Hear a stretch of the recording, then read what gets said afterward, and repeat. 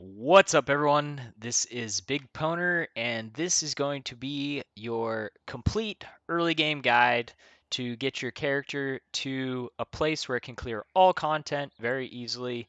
Um, I will give a little bit of advice as far as early game, just tips and stuff that helped me, and then progression. I'm gonna go ahead and go through the tree, and then I'll also let you guys know where I'm going or places that you could take it yourself also.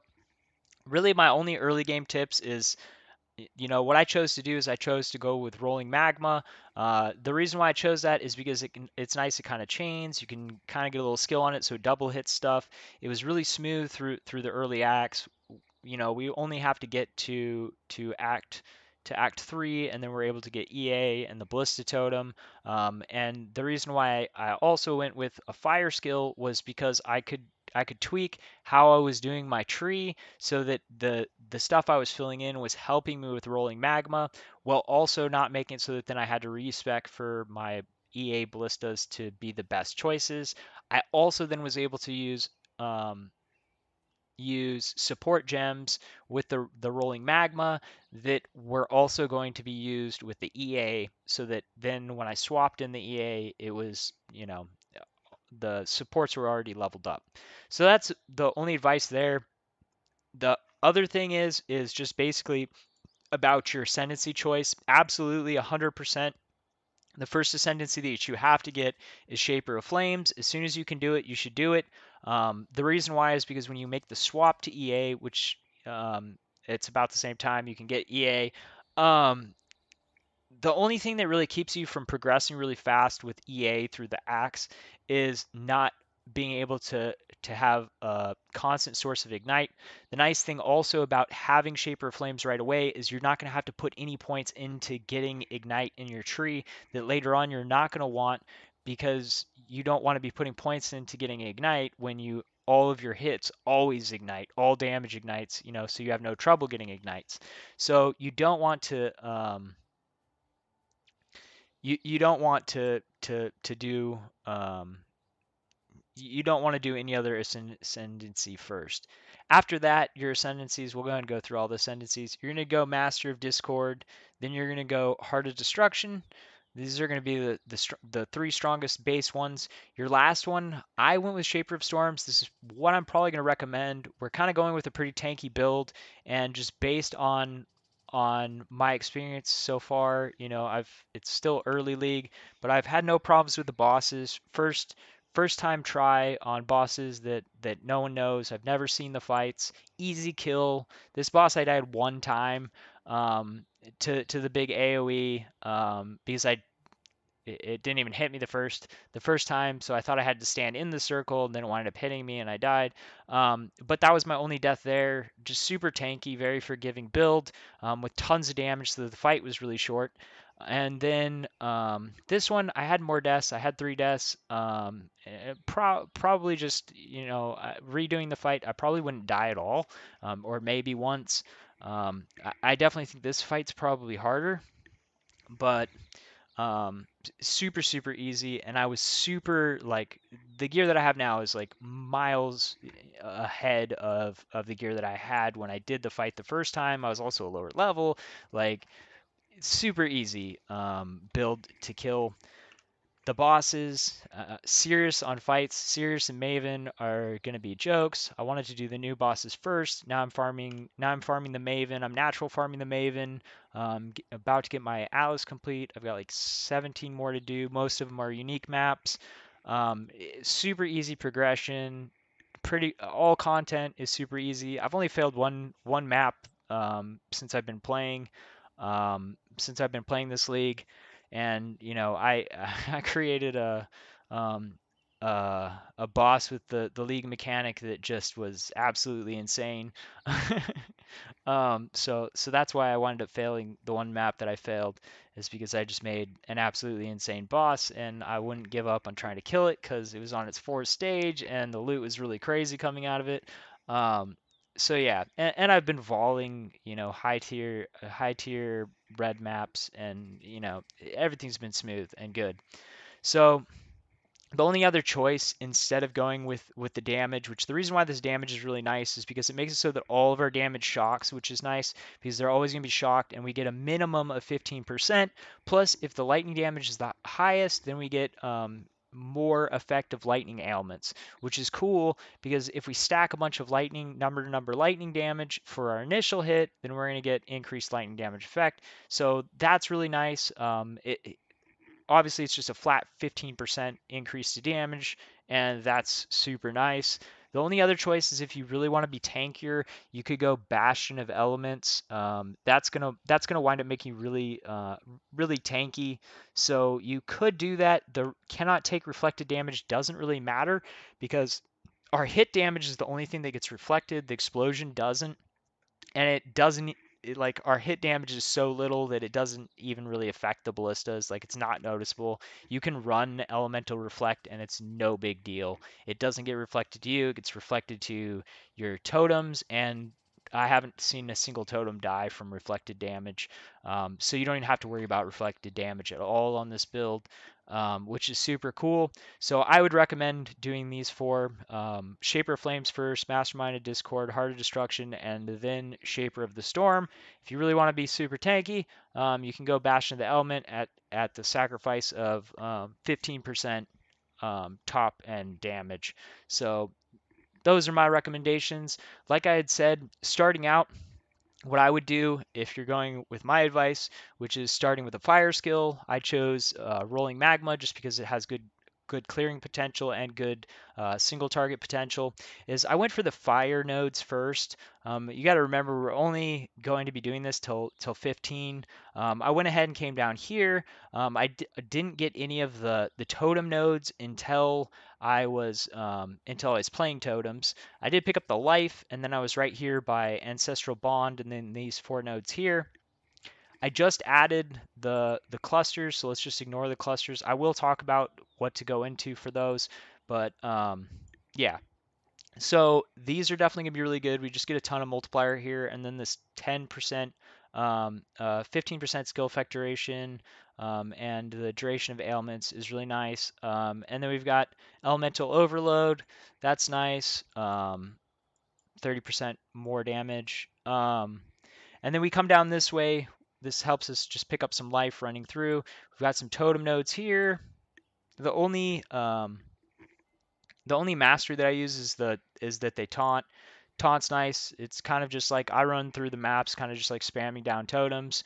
And it's just basically an extra defensive layer because they focus them.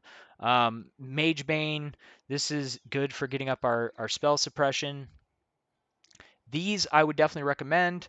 I pulled out 2 points here so that I could fit in my large cluster.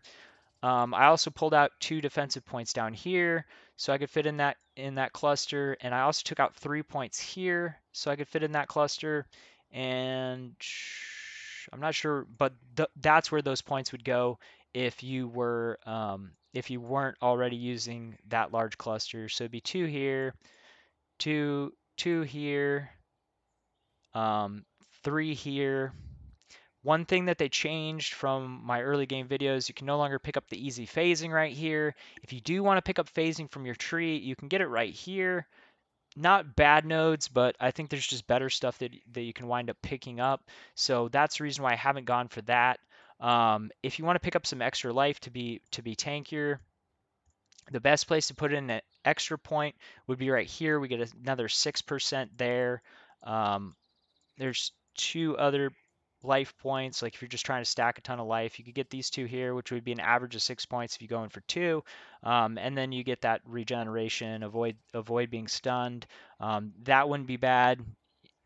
So yeah, you could do that. If you want to wind up in the future trying to put in more, so when I do wind up getting more points, I'm only at 88, so there's going to be an easy like 7 more points. I'm going to fill these back in because this is going to give me 13% spell suppression with these 2 points. It's going to give me a lot more evasion rating, which is going to get me up closer to capped. I'll go ahead. We'll go and look at here. So currently I'm at 63%, so 63%, 71% evade chance, So this is gonna get me to that cap um, with these 2 points for sure with these 2 points and these 2 points. My armor, I'm only at 71% physical damage reduction because these points being out. Getting those two is going to get that up a lot, and it's also going to make it so that molten shell is going to be larger, which is gonna be a big deal as far as defenses. But even with me having pulled those points out, my effective hit pool is 42,000. And my HP is not even really that high. My total life is 3892 right now because I have several slots that have no life and like low life rolls. So, there's going to be a lot more defenses in there. But, you know, 42,000 effective hit pool is pretty good. And then we've got spell suppression at 73. So when I get in those last 2 points, I'll be at 86. So I'll need to pick up another 14% in gear. That's where I'll be picking up the rest of those points.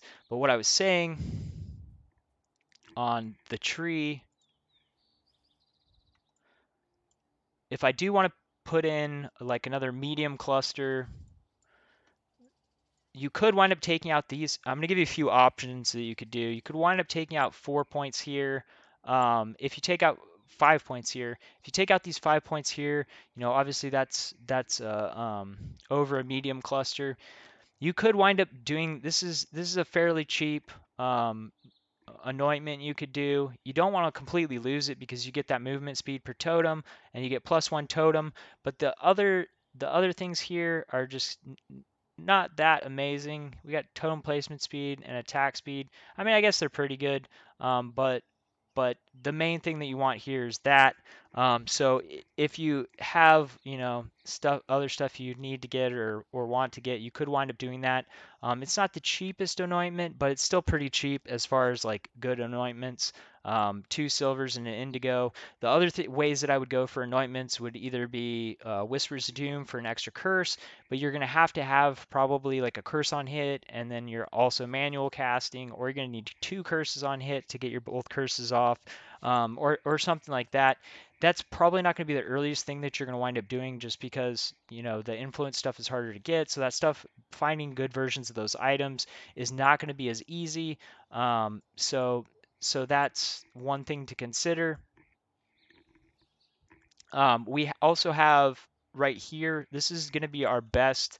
Um, this is going to be our best choice for a reduced mana reservation. I'm going to be basically turning my character into like an aura bot, which is going to basically just make him a lot tankier and also make him a lot more damage and stuff like that. So this is going to be a really good.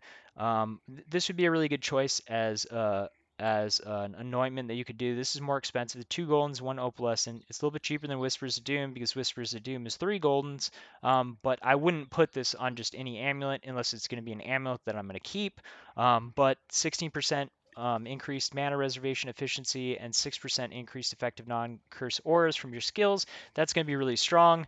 But you're going to have to decide what it is that you really want to do with it. There's really a lot of options that we can take, a lot of options and directions we can take this build. This is kind of just a lot of points to get up there to get that.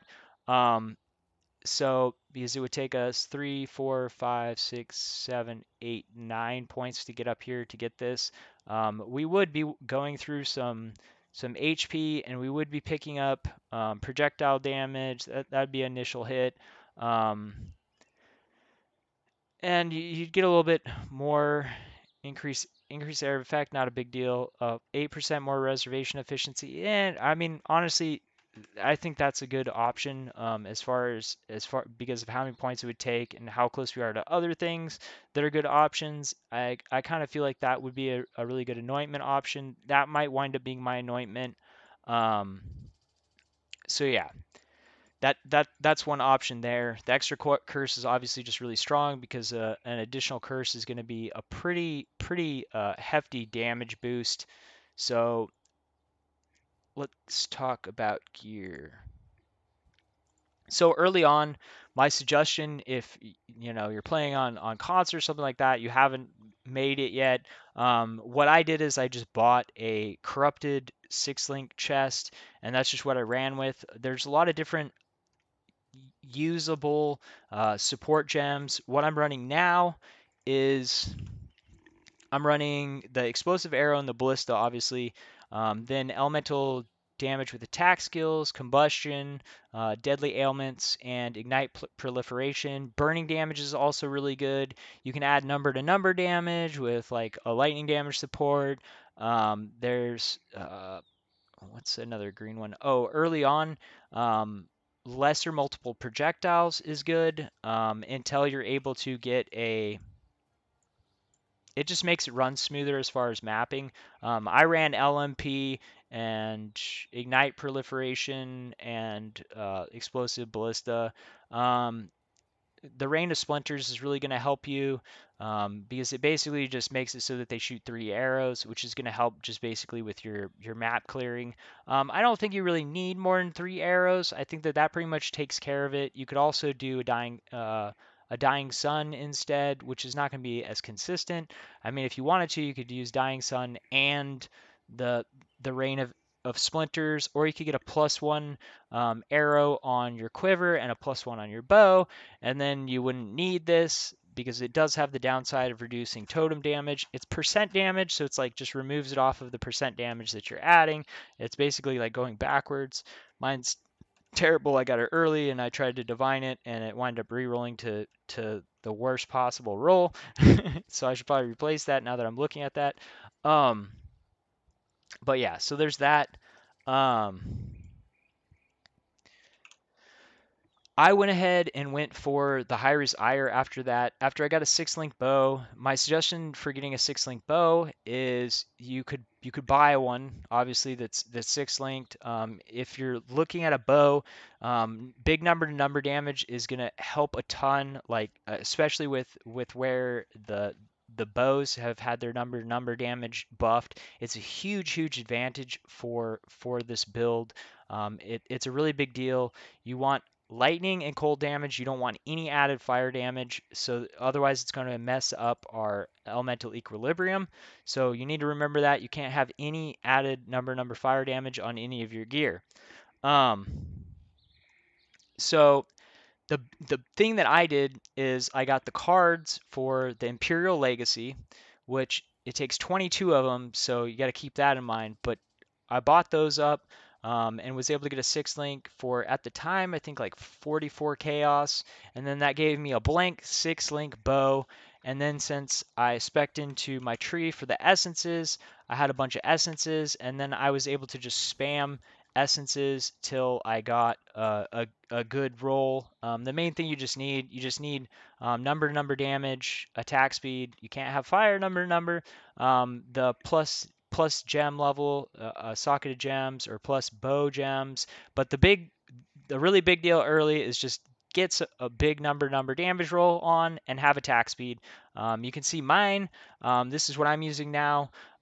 This I metacrafted the top um, the by using the essences for the lightning damage. So I want lightning damage to be the largest that I hit for. So I used the top tier essences, spammed it. I wound up getting tier 3 cold damage, so that's just huge number damage. I wound up blocking the bottom with attack mods, cannot be rolled, and then I exalt slammed it to get the paragons +1 onto it.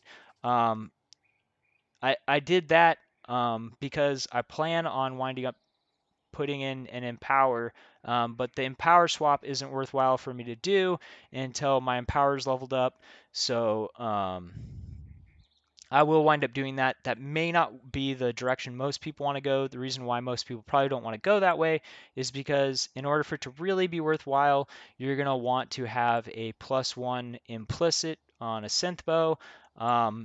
While I'm saying this, there's a lot of synth bows out there that are really cheap. That's the reason why I got one really early and started crafting on it. But if a bunch of people start going for them, they're going to go up in price, obviously. So yeah, and then what I'll wind up doing is, if you're you're ahead of me or before I create my next video. What I'm going to wind up doing is I'm going to be and I've had the process of forcing on the +1 paragons. I have old bow crafting videos. Look up the +6 bow video. That will show you how to do what it is that I'm talking about if you wind up wanting to go that way. What I'm going to go do from here is I'm going to go for a chosen mod, the way that I'm going to do that is I'm going to craft on prefixes cannot be changed, and then I'm going to use the Jun's Chaos Orb to slam it until I hit either the percent chance to deal double damage while focused, it's a 40% chance, or the double damage, or her attack speed mod, or some good combination there, and then I'll craft on the last mod. The other way you could do this is, or that I might also do, is go for one tier 1 essence mod, get the get force on the paragons, then you craft the bottom with the +2 socketed support gems.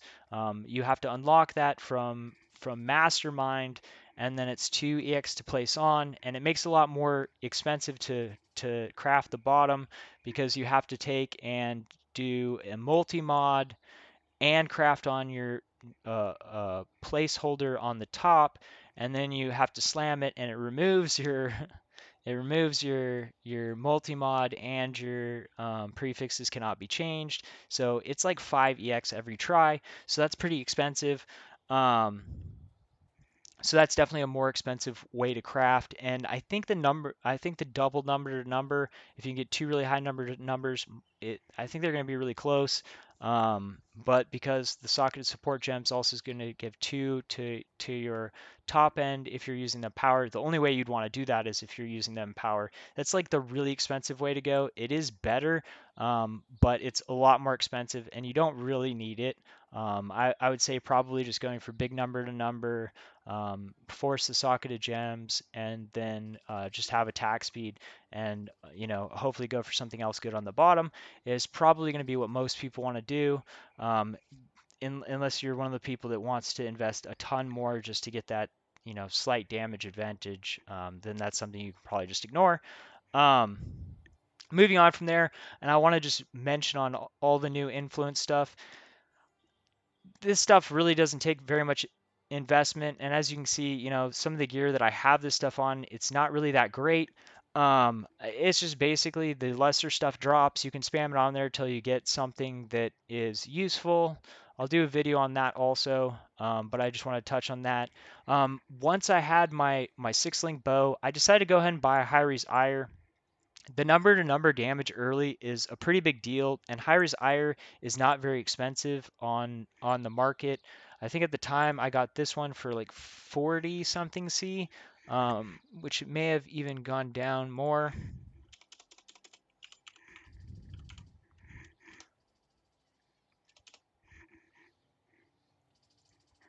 I don't know if it's gone down or up. 42C, so it's about the same right now. 42C, I just bought a non-6 socket, non-6 linked, just threw it on there. I haven't even filled up all of my my stuff. Obviously, the 6 link is 7 EX, the 5 links, 68C.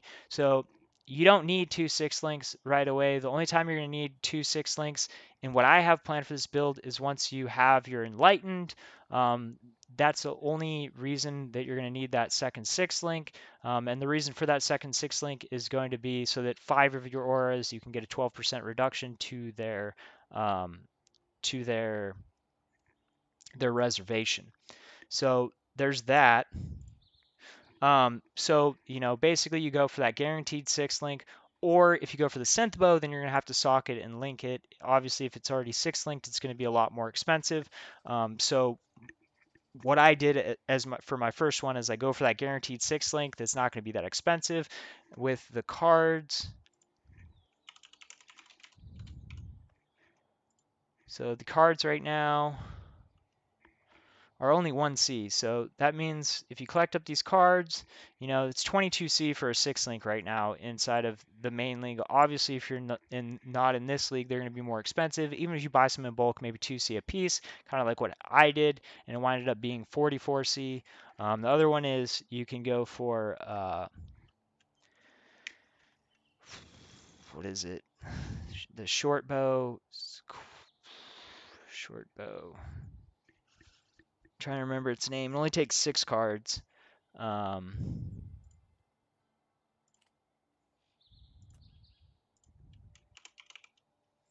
uh, the porcupine. I think these are a little bit more expensive because it only takes 6 of them. So a little bit less to do that, and you wouldn't have to buy as many. 36C for a 6 link short bow. That's going to be the 1.5 attack speed. So that would be the cheaper, better one to go for. Um, if that's all you're going for. The reason why I went for the Imperial is I was thinking that having that level 100, it's going to open it up for all mods. So when I'm, spamming stuff on it, I have a chance to wind up getting something, um, wind up getting those higher tier mods. I could wind up getting lucky and hitting, +2 projectiles or something like that. So that's the reason why I went for that. Um, but either one of those is going to be a good choice for you to go for because you could wind up spending a ton trying to 6 socket and 6 link it and not hitting it, or it's going to take you 1,500 fusings to guarantee the 6 link once it's 6 socketed. So that's obviously going to be a lot more investment than 40, 30 to 50C for that guaranteed 6 link. And once you have that guaranteed 6 link, then that's going to make it so that then you can go for that better bow if you want, but because you already got your 6 link and you're already crushing all the content in the game. Okay, so Quiver, HP, um, damage over time multiplier, damage with bow skills, attack speed, broadhead arrow quiver is what I chose because I want to get the attack speed up as high as possible because basically the way the damage works is the more fusings that we can get in, the more damage that we're going to do. I'll give you a little example. At 10 fusings in, I have a total combined damage of 16.6 million. If I have 20 fusings in, I have 44,376,000 DPS. So huge jump there, over double from 10 to 20. Yeah, so, and the only things I have select on here is the stuff from my Ascendancy, stuff from my Ascendancies. I have Frenzies, which are from me using Frenzy, so it's all stuff that's going to be guaranteed able to be up. And then just Shock, Ignite, which are guaranteed anytime I hit anything that those are going to be on them. So those are the only things that are checked on, and Focus, which that drops my DPS by literally nothing. It's still at 44 million. Um, but that was going to be my point for a different slot of gear, just as an easy way to bump this up. So the easy way to bump this up is going to be to go for the Chosen. One second.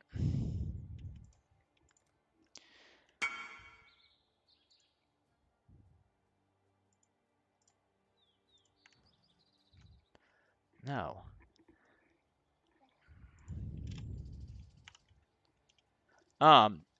The easy way to do this is going to be go for the Chosen mod on here. You can pick some of these up pretty cheap, like mine right here says they're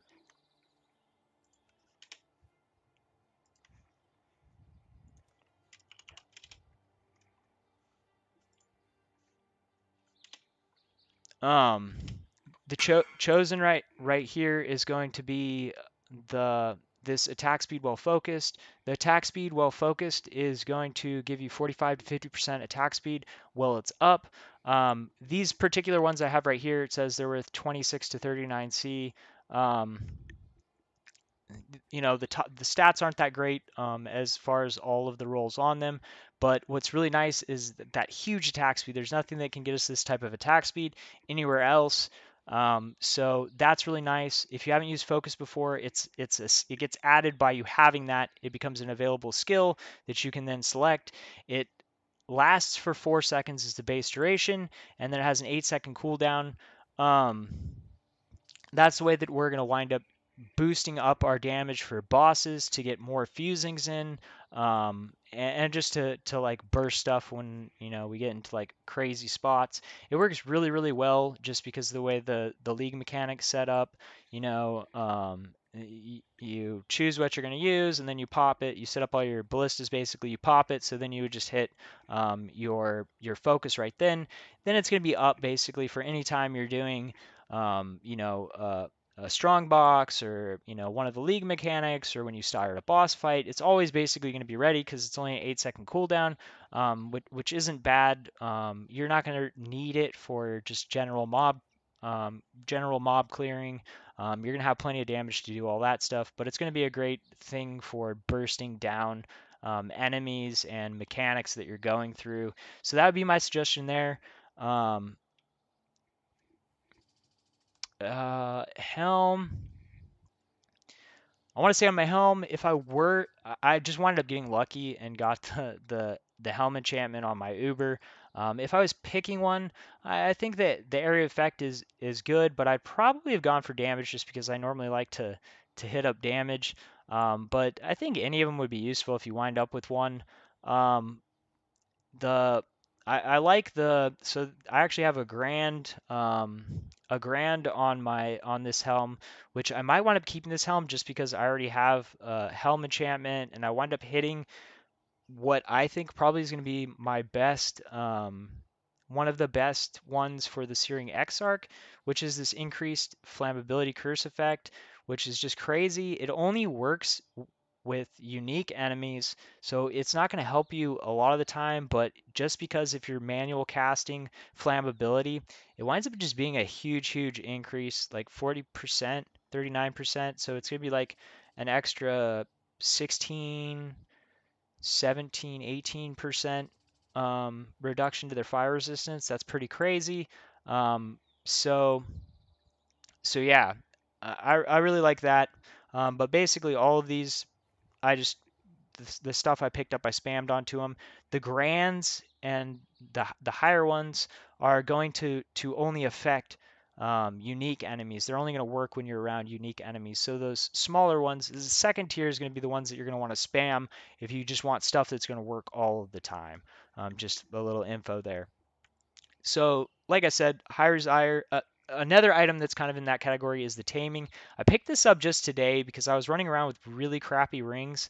Um, it's just super cheap for what it does. We kind of double dip. Well, we dip into everything here. We get the 30% elemental, 30% increased elemental damage with attack skills.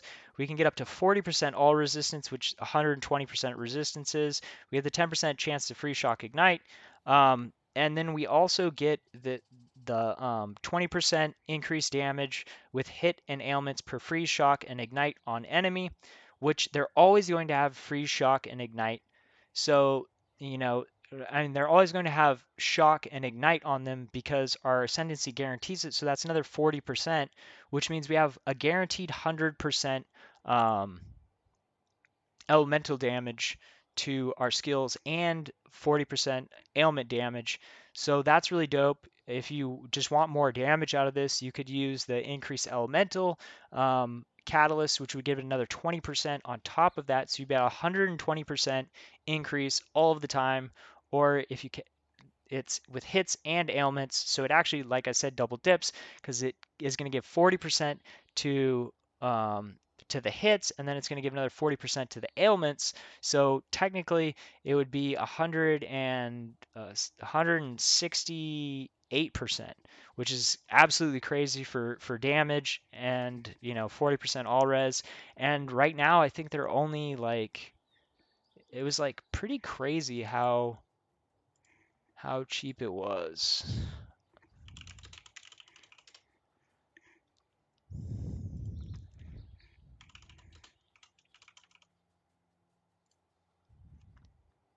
39C. I mean, I paid more for mine because I went ahead and bought one with perfect resistances.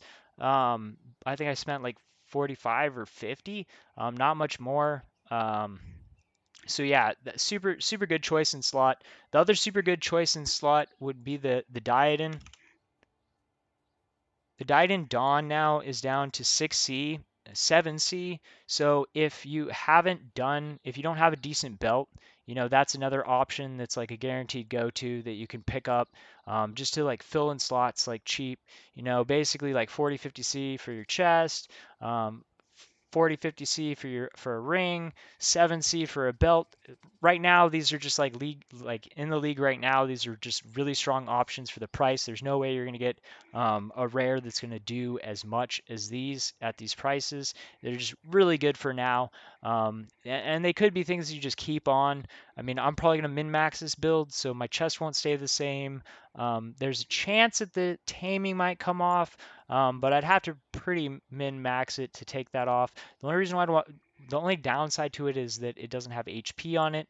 But if I wind up switching out my chest from Hyries Ire to like a really strong chest, that will probably give me a lot of HP there.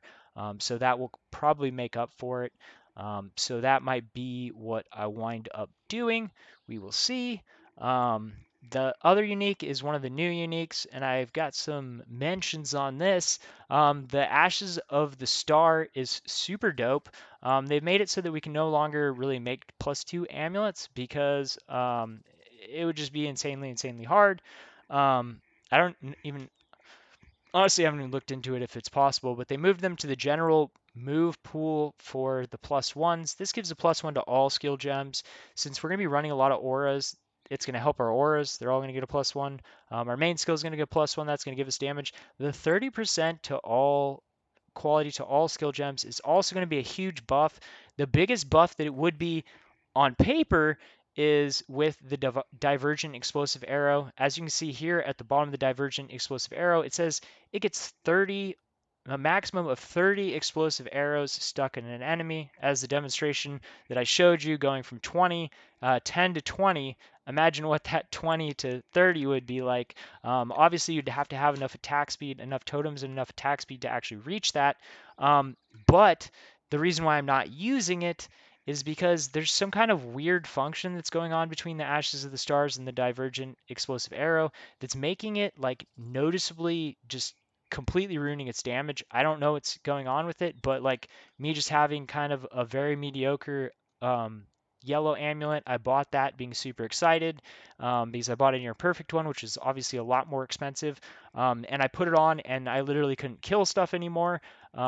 And then someone told me that people were using it with just the regular one and it was working really well. And I was like, all right, I'll try it out. Maybe it's just not working with the Divergent. So I did, and it works fine. So that's the reason why I'm using a regular explosive arrow instead of the Divergent. And I have been beefing up my attack speed and all this good stuff.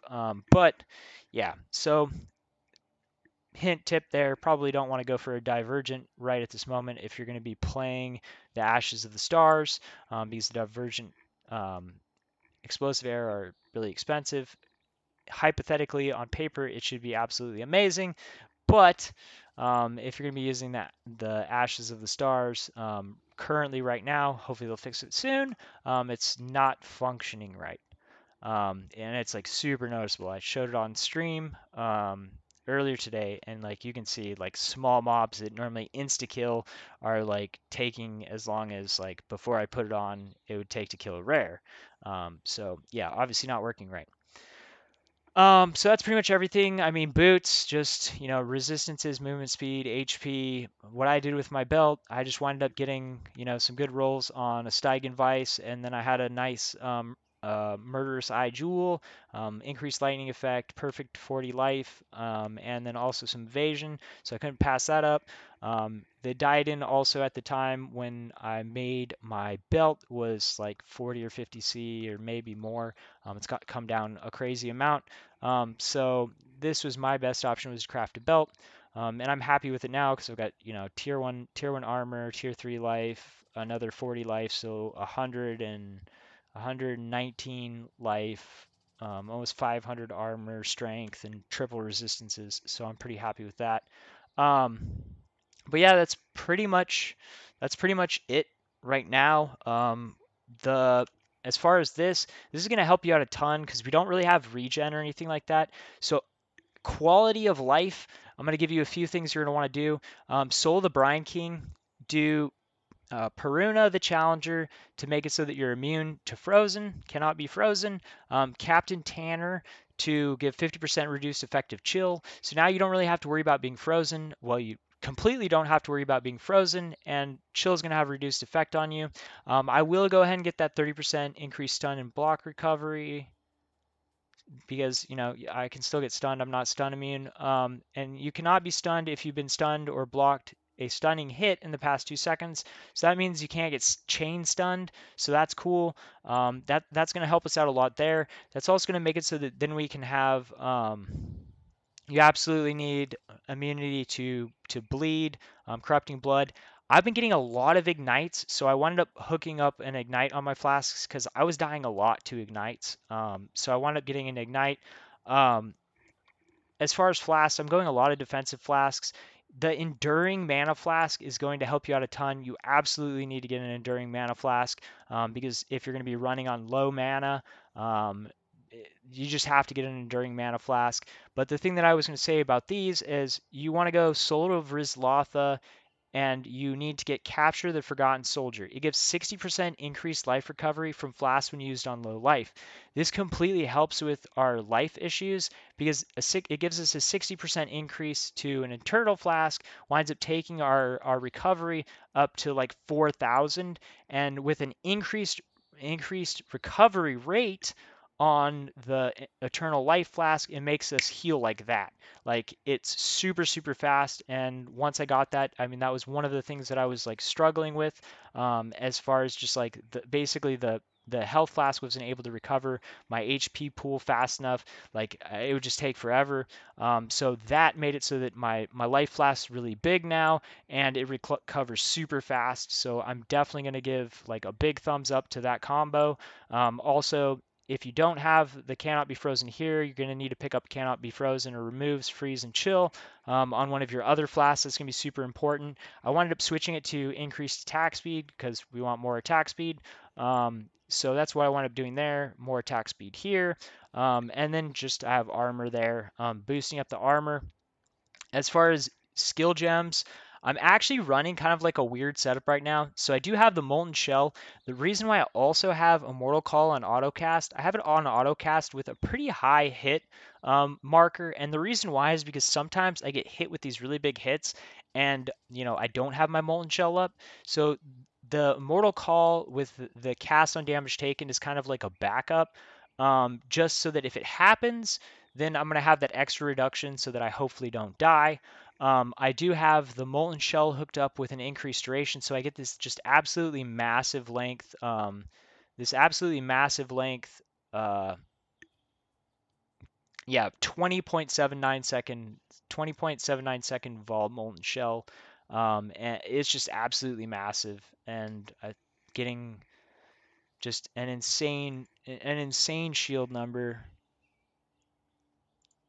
Um, So I have. Wait. Oh my armor's way higher than I had said it was earlier. Um, so I'm at 26,000 armor with flasks up. So that's 7,500. A shield for 7,500. That's really big. Um, and I'm at 81% physical damage reduction. So that's really nice. That's kind of like I know I'm going to be going through something that's going to bust me up and then I'll like pop it. But I like when I'm just running around to be able to have that up. Um, the frenzy charge generation, if you're wondering why that was one of the things that I had connected, just doing frenzy with Coaling Strike, just in a 2 link. Every time you hit with the frenzy on a it gives you a frenzy charge. So that's really cool. I also have the Coaling Strike link to it. You could do Mirage Archer just to give just to constantly be shooting the Coaling Strike. but it won't generate your frenzy charges um, from like the Mirage Archer won't generate you frenzy charges. So just keep that in mind. That's the reason why I don't have the Mirage Archer linked. Also, it doesn't work with the onslaught support. It gives onslaught to the Mirage Archer. It doesn't give it to you. So those are things to keep in mind. But that's why I've got that there, because basically it just gives me more attack speed because I can get three frenzy charges easy. So that's just a easy 3 frenzy charges. I'm using Summon Lightning Golem for the increased attack speed. Um, so defenses, I'm using movement, flame dash. I mean, you could use something else. It's just what I'm using. Auras, the ones that I'm running, defiance, determination, precision. You need the precision for accuracy. Got to get that accuracy up. You know, if you can't hit stuff, you're not going to have any damage. And then right now, because I don't have enough reservation to use both of these, I'm either using Grace if I need more dodge, like more chance to evade, or I'm using Malevolence if I just want more damage. Eventually, I'll be using all 5 of these. I also have Arctic Armor. I was using Arctic Armor as one of my auras earlier, just to give me, because I didn't have a flask that was removing the freeze. And when I was using it, you know, it is 13% less physical damage taken from hits while stationary, and 12% less physical fire damage taken from hits while stationary. And it also lowers enemies' action speed when they hit you by 30%. So that's pretty dope. And grants you immunity to freeze. Obviously, if you were using this, you wouldn't need the Pantheon that gives you immunity to freeze. But now I won't be using this because there's no point, because I'm just was able to unlock it in my Pantheon. That's another thing you can think about. But I will wind up getting an Enlighten to lower these down, and then I will be able to throw on all 5. So that's pretty much, I think, everything covered. I covered all the gear, some extra options for stuff that you can use. The clusters, just really good damage. I went Tempered Arrows, Calamitous, Heavy Hitter, and then a couple sockets. Gives me a couple extra jewel sockets. That's pretty much where I'm at right now. Um, I'm at 88. I'm gonna do some power leveling. I've mostly been focusing on POBing everything, like looking at gear, stuff like that. Want to get this guide out. Um, but my points will wind up going to these defensive points here. This is just too good. 2 points there. 2 points here will get me to 92. And then I'll probably pretty easily get. I'll probably at least power level to like 93, 94. So I have a couple extra points. Not quite sure which one those will get into. If I go to 95, I'll go to Deadly Draw. Just because the damage faster and the damage over time, that's pretty nice. That's a good 3 points right there. That would take me up to 95. So if you're wondering what a 95 build would be, that would be a very good 95 build. Lots of damage, lots of defenses, and there's a lot more scaling through the gear that we can get. I can upgrade my jewels. Obviously, a lot more damage I can get there with all the gear upgrades and stuff. I will be having more guides coming out on this once I get farther into it and I start doing crafting, like to make in-slot gear. I will release all of those crafting videos. So if you're not yet, go ahead and hit the follow button, because I do in-depth crafting processes for all of the gear that I wind up making. So look forward to gear crafting and a future video taking this more to a min-max. But this, as it is, you will be able to beat all content very easily, because I was way less geared when I killed the end game bosses. So you shouldn't have trouble with anything. Just having basically a 6 link and having all the right slots. Anyways, thanks for watching. Just to let everyone know, I have started streaming again. I'll be streaming Mondays through Fridays regularly. If you guys aren't able to show up during the weekdays to watch them, you can catch up, see me play my build, see me messing around on POB and testing stuff on the build and stuff like that. Just basically me playing if you're interested in that type of stuff. If you're not yet, go ahead and hit the follow button. If you have any questions, leave them in the comment section, and I will get back to you as soon as possible. Thanks for watching. Peace.